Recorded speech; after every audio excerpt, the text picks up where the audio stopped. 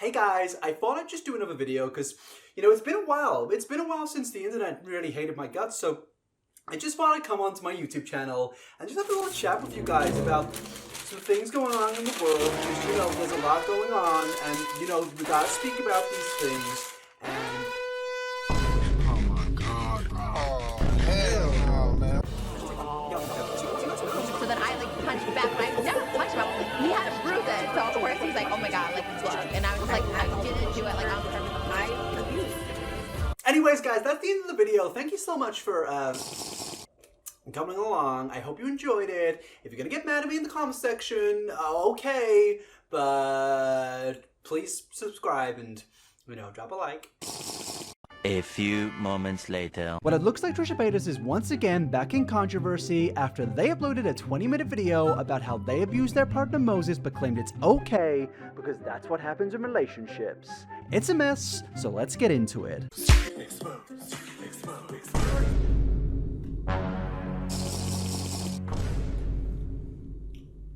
I hate drama channels so much. How dare they criticize me and my relationship? You guys don't know me, you don't know Moses, so please, just go away. I'm never apologizing to you losers. A few moments later. Guys, I'm so sorry. I didn't mean anything. I said that last video. What I meant to say was...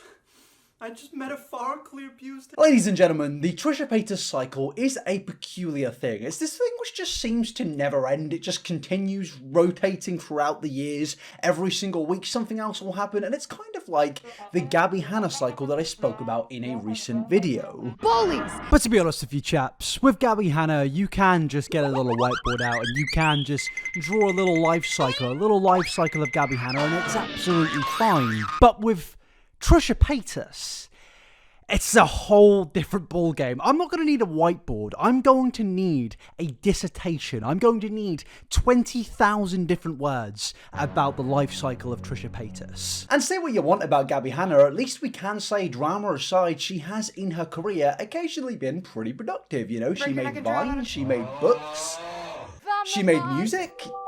But she did things, whereas Trisha Paytas is this entity that just kind of seems to exist to just cause chaos. Oh my God, oh my God, oh my God, oh my God, oh my God. And in today's video, I want to cover something very specific and just in general, something that has been on my mind ever since I briefly covered this topic in a video previously, speaking about Amber Heard and Johnny Depp's trial and speaking about the social media reaction to that. And Trisha was in the side that believed that Amber Heard had actually committed domestic abuse, and rather than condemn that, Trisha actually went on the offensive and said that she also had committed abuse and that we should kind of, have empathy because her and Amber Heard have mental health struggles.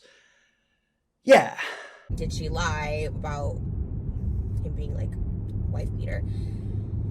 And hearing these tapes where she's like, I hit you, just get over it. And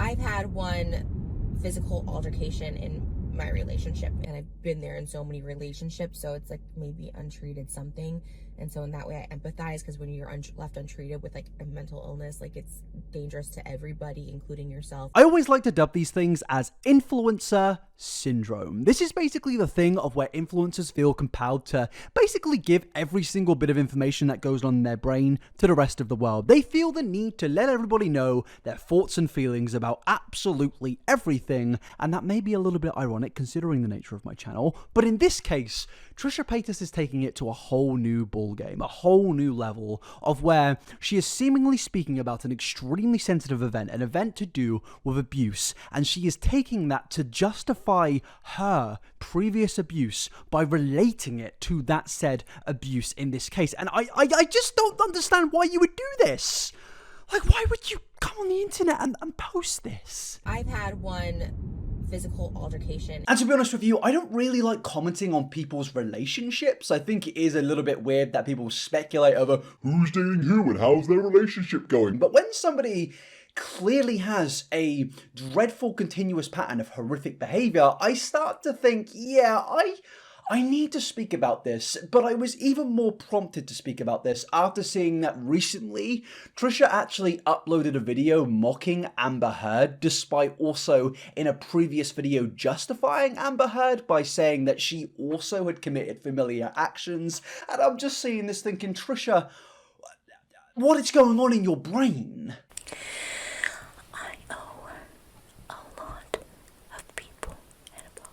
I'm sure you've now seen this video of Trisha Paytas basically mocking Amber Heard in an ASMR format, and I just can't help but think, why are you so why do you do the things that you do? And I know this is becoming a bit of a generic thing to say Trisha Paytas bad, but I almost feel like that's how she gets away with everything, because she does some insane shit every single day, and everyone's just like, oh, it's just Trisha, and we just kind of look away because it's just Trisha. But given the sheer hypocritical nature of this video, it kind of prompted me into going on a deep dive into the rabbit hole of Trisha Paytas' previous relationships, and as I said previously, I've now discovered that Trisha, in basically every publicized relationship, has been abusive, and there have been plenty of incidents which Trisha has gotten away with because she has been so enabled by the internet under the pretense of it's just Trisha, and that's what I want to get into today. So to start things off, Trisha Paytas has a very long history and timeline of seemingly, in my opinion, abusive actions. And now, when I first noticed this, we have to go back to the cursed year of 2020. Yes, the year where we were all locked inside, not seeing our friends, and basically just not doing anything with our lives. I mean, it's not really much different now, but, you know, at least we have the option of going outside now. But yes, in 2020, Trisha Paytas uploaded a TikTok, which I remember seeing and thinking, why is this on the internet? And now seemingly Trisha agrees with that because that TikTok has been purged from the internet. And ladies and gentlemen, there is an understandable reason to why this video no longer ends on the internet. Not understandable in a good sense, but understandable in a way of, oh yeah, you are absolutely mental, and I can see why you've kind of purged this one from the archives. This one has truly been removed, and I can see why, because it seemingly kind of glorifies abuse. Put a finger down, toxic relationship edition. Put a finger down if they wouldn't let you hang out with the opposite sex. Put a finger down if they wouldn't let you like certain people's photos. Put a finger down if they got mad if you didn't respond in 5 minutes. Put a finger down if they ever got physical or threw something at you. Put a finger down if they ever forced you sexually. Put a finger down if you got to keep your location services on. Put a finger down if they threatened to kill themselves if you tried to break up with them. Put a finger down if they've called you names. Put a finger down if they called you overly sensitive, but really they were just being mean. And lastly, put a finger down if they've ruined your life. It's just sad. It's sad that, for one, Trisha thought this was a good idea to upload onto TikTok. It's sad that the re-upload has 40,000 likes, but it's even sadder that a human being has to be in a relationship with somebody that is like that. I'm sorry, but that is abusive. Some of the things listed there are just insane, and the fact that she thought, yeah, I'll put it on TikTok. It's like, bro? Hello? Why would that be a good idea? Why would you do that? Don't do that. Go get therapy instead. And it's very clear from that TikTok alone that even in the early days of Moses and Trisha's relationship, things were pretty toxic in my personal opinion. At that point, I don't think they'd been together for particularly that long, but it seems that, you know, even at those stages, it really wasn't going too well in terms of toxicity. And you know, I completely understand relationships differ from every other relationship. You know, you set your own personal boundaries. Some things may be right in one relationship and some things may be wrong in another relationship. That's just how things work. We all have our different boundaries. But in my opinion, based on that TikTok alone and based on the previous admitting to a physical altercation in their early stages of their relationship, it seems to me that from the very beginning between Trisha and Moses, things weren't particularly rosy? But I'm not really surprised by that, given the fact that Trisha Paytas over the years has just been completely and utterly enabled in all of her relationships with her toxic behavior. Because as I said earlier, people just like to say, oh, it's just Trisha, and they will kind of turn their head because, you know, it's just Trisha being Trisha. And that's now put her to the point of where she seemingly believes that she can come onto TikTok and record a video of her basically admitting to having a very, I'm not going to say abusive at this point, but strange relationship with Moses. And I understand the whole boundaries thing, but given some of the things admitted in that, I think there certainly were, at this point of the timeline, a lot of red flags. Okay guys, relationship check. Put a finger down if you conflate being abusive with just being clingy in a relationship. Okay, moving on now. Put a finger down if you have a history of bullying minors on the internet.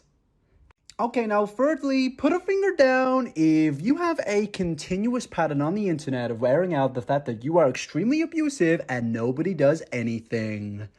Okay, now for the final one, put a finger down if you just really need to delete your social media.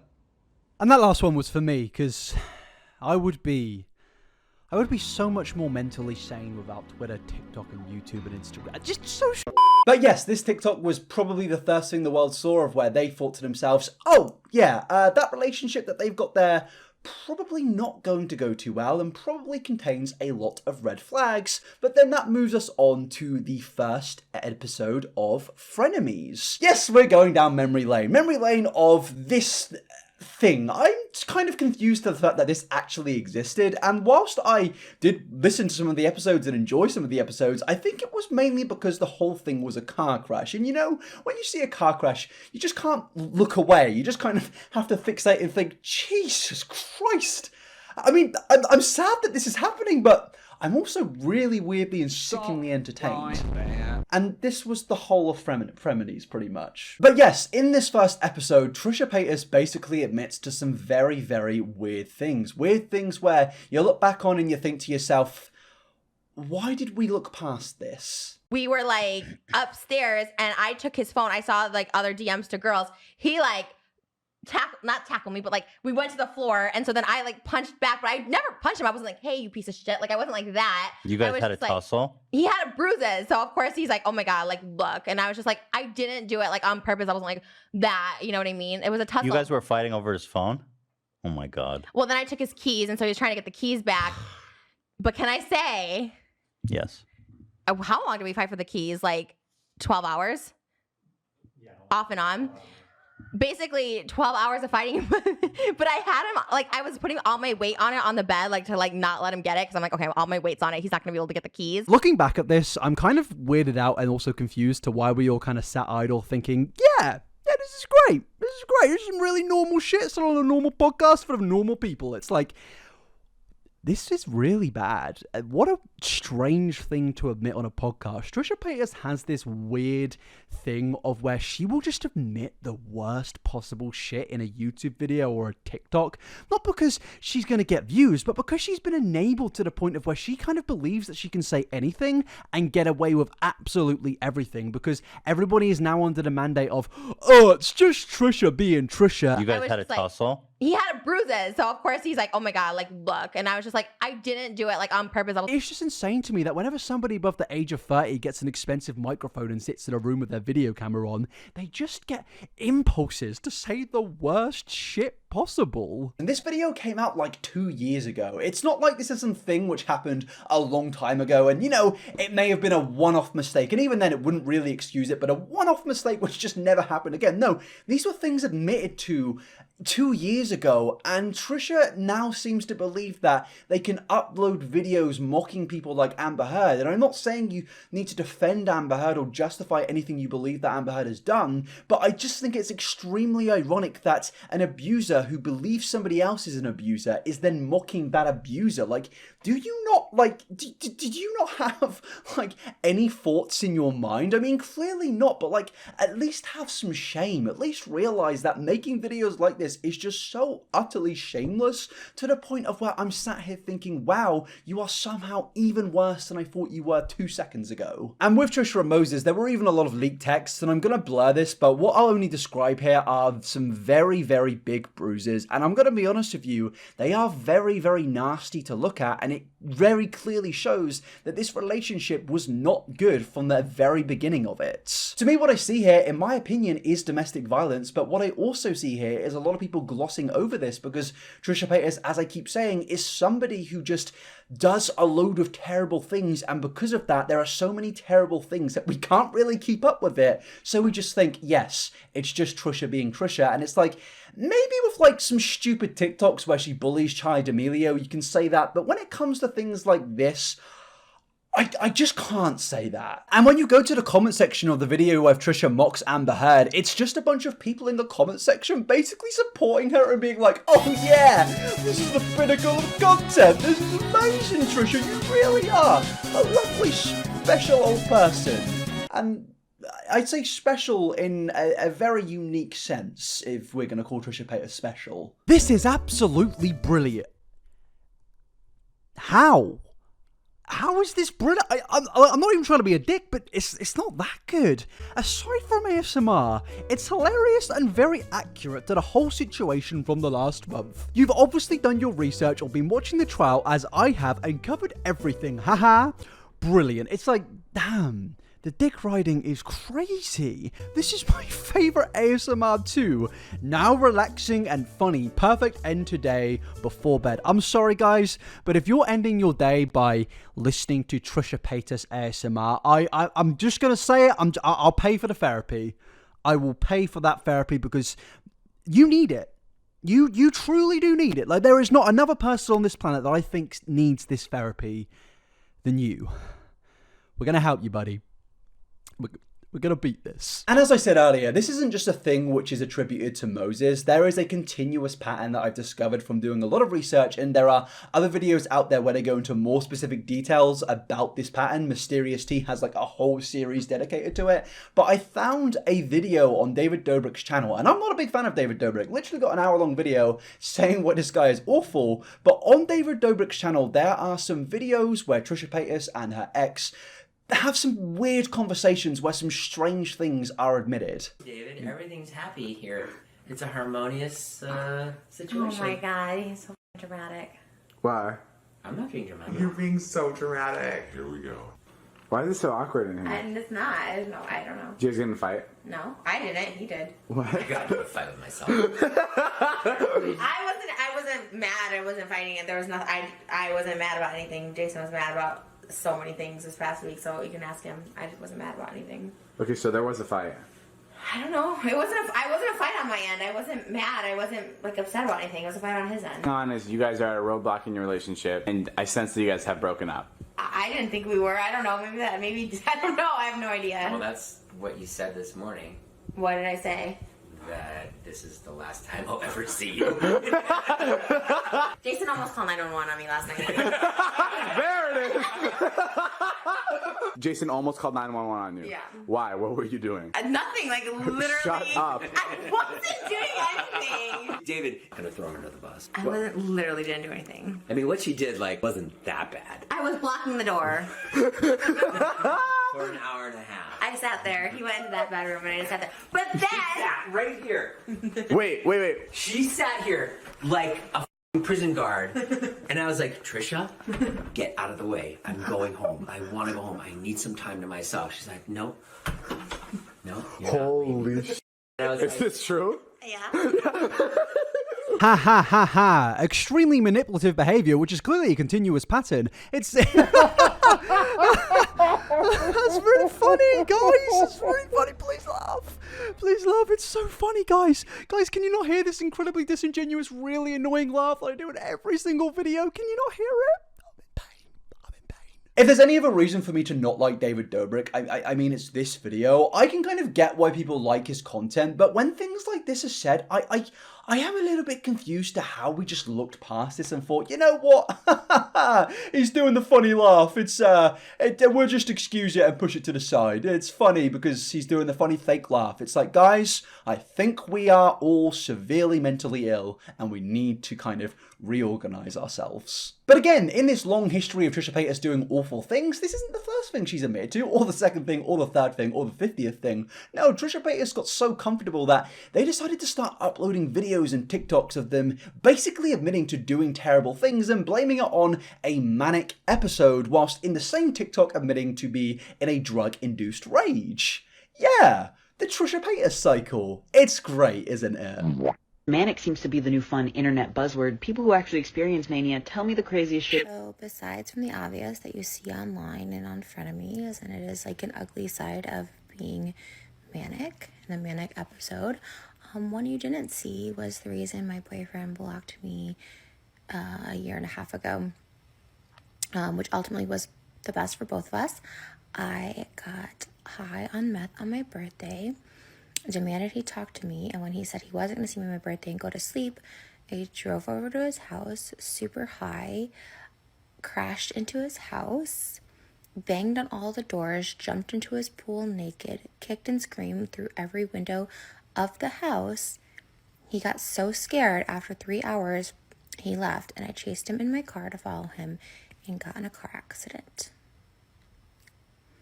It's not pretty, it's not funny, but it's real. Trisha, I have to ask the very honest question of, were you being manic or were you in a drug-induced rage?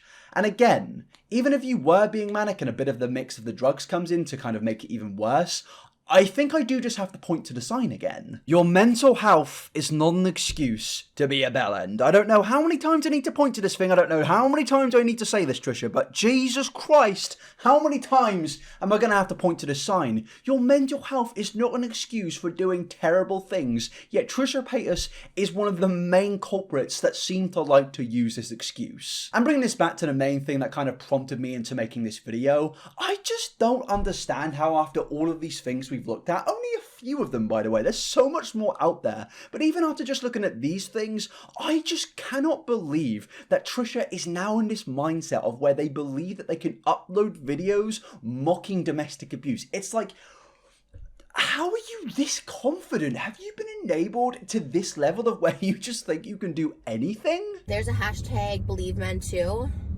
and like I feel like this is such a huge movement for that, because men are victims too. They are. And it was like the believe all victims until it's a man is kind of like bullshit, or people not taking domestic abuse, domestic violence, physical abuse seriously if it's a man, or if it's like a woman doing it to a man. Like, it's effed up. And you know what, Trisha? I completely agree with you. It's completely effed up. It's completely messed up. And I do just have to ask the question then of, if you believe it's effed up, why do you, over the last few years, seem to justify and glorify your abusive actions and turn it into this fun, quirky, relatable thing? You take things like the Johnny Depp and Amber Heard case and kind of relate it back to your previous abuse and kind of act like it was this little mistake, this little thing which you did when you aren't doing too well because of the mental health. And it's like, I don't do mentally great, and I know a lot of people that don't do too well mentally, but weirdly enough, they don't abuse their partners and they don't do horrible things, and then they don't get forced into admitting these things when they get called out about them. They don't usually do that. They actually just seek therapy and seek help. And Trisha, you're in an extremely privileged position. You have a lot of money and you can afford that private healthcare. You can afford to get that help and medication, but a lot of people out in this world cannot afford that. Yet at the same time, despite not being able to get those diagnoses, despite not being able to get the medication and the therapy and all the help they could possibly get, they don't commit domestic abuse. So why do you then use your personal mental health, which you can afford to get help for, a justification for your horrible actions? Please answer that question. My email's in the description. I would love to know. And there are even some tweets out there of where Trisha speaks about physically restraining an ex called Sean and speaking about how he never retaliated and it was never his fault. And even back then in 2016, people were seeing this and basically saying, yeah, this is completely your fault. And I'm glad, because at least somebody back then was calling Trisha out. But again, it does just seem that this continuous pattern of being enabled allowed Trisha to think that they can just tweet these things, these admittance to terrible abusive actions, and just get away with them. And what Trisha said in that tweet does line up with what Trisha said in the video of where they speak about Johnny and Amber and Trisha's admittance to doing bad things. At the same time, I have a little bit of empathy towards Amber Heard. I'm not a doctor, not diagnosing, but I do feel, you know, she has something. She has like overly anxious attachment style, which I can relate to, where she doesn't want him to leave her, and so she does everything possible to like continue to fight, so he keeps engaging with her so he doesn't leave her. And I've been there in so many relationships, so it's like maybe untreated something. Do I need to say anything? Trisha, you have the complete right to be upset with somebody leaving you. You have the right to be upset that your relationships end terribly. But maybe ask yourself the question of, why do your relationships end terribly? Is it the continuous pattern of horrific behavior that you inflict on your previous partners?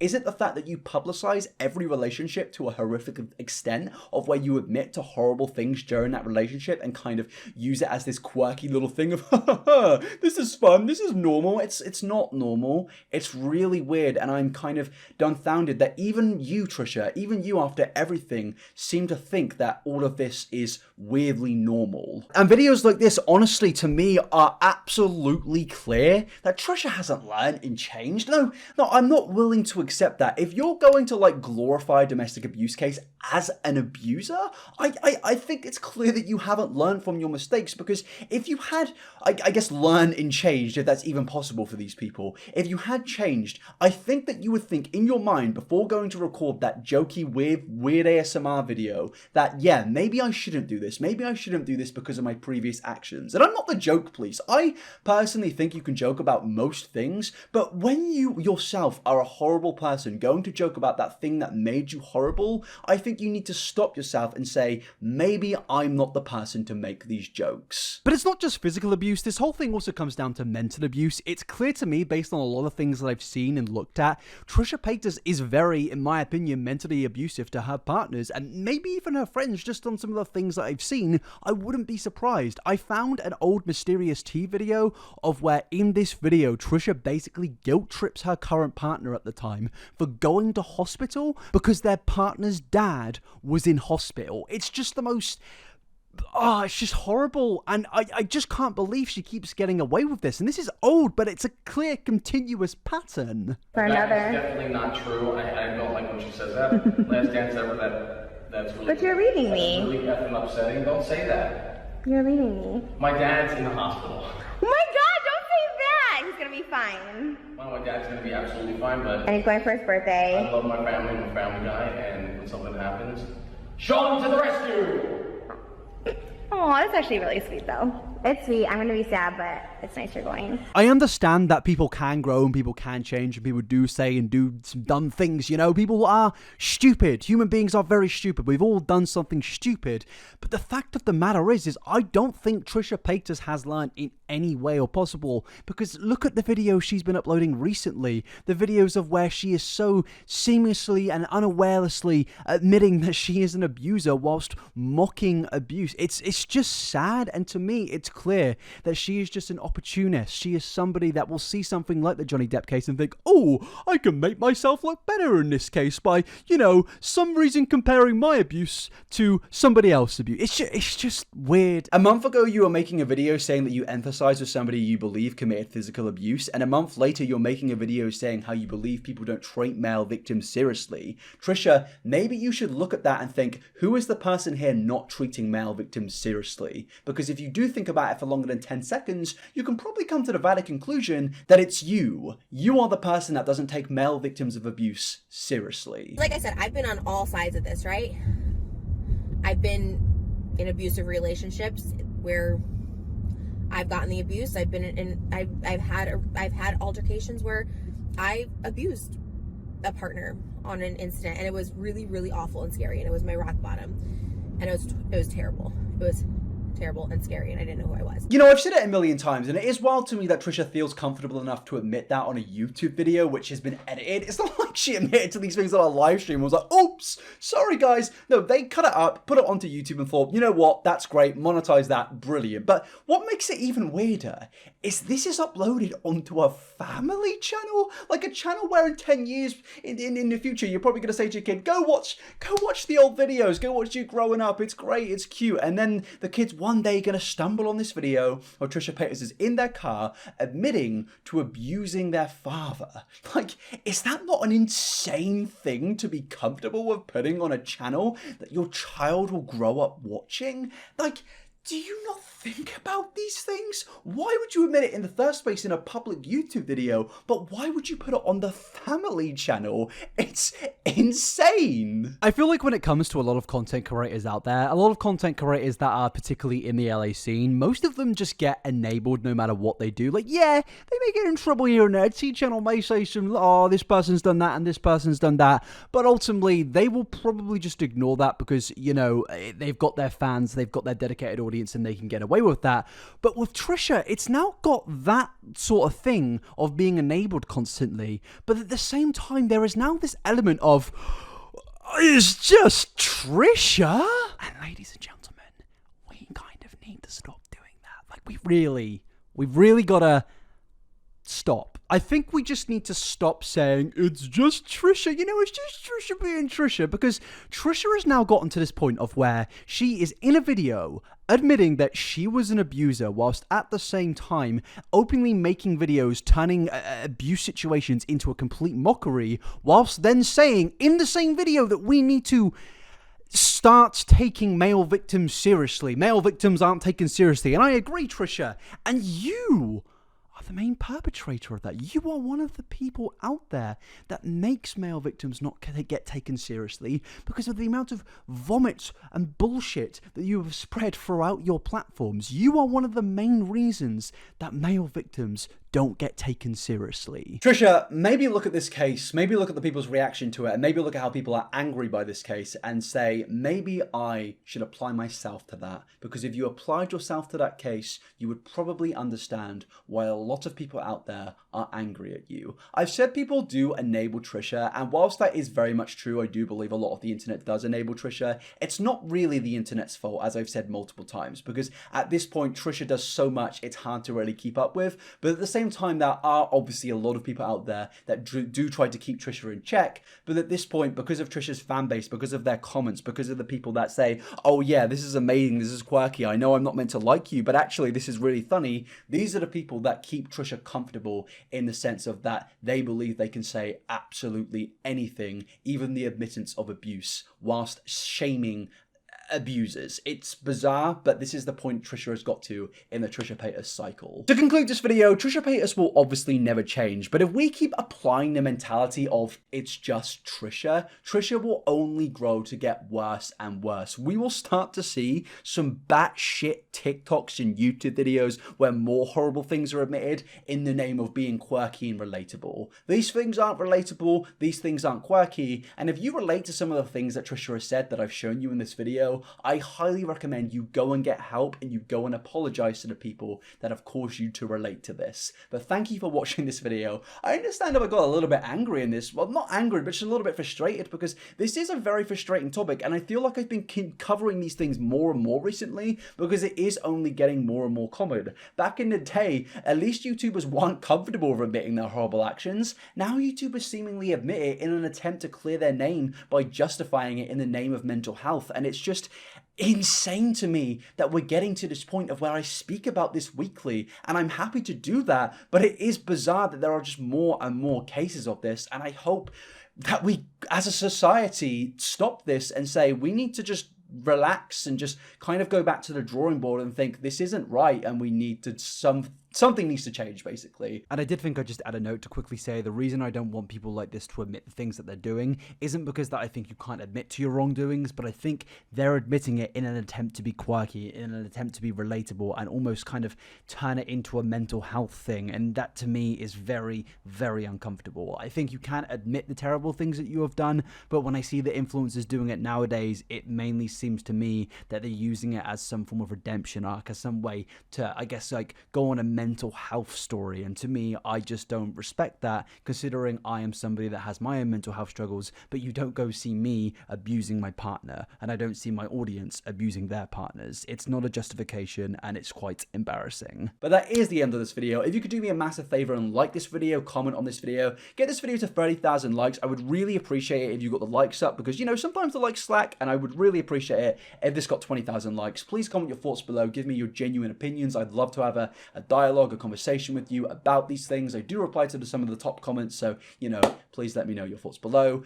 Social medias are inabber on Instagram, Twitter, inabber69, and second channel, inabber live. Right now, I'm probably in surgery, so if I'm not uploading videos where it seems like it's topical, there's a reason for that. I'm going to start covering things in the next month of just more like, I guess, broader things, maybe things reviewing stuff, just stuff like that, which I can upload to you guys whilst I have surgery, things that I can make before I actually go into the surgery room. But yeah, thanks for watching, peace out, and have a lovely day. Bye-bye. Love you all. Kind of, not all of you, but some of you. Bye. Seriously, bye. Bye!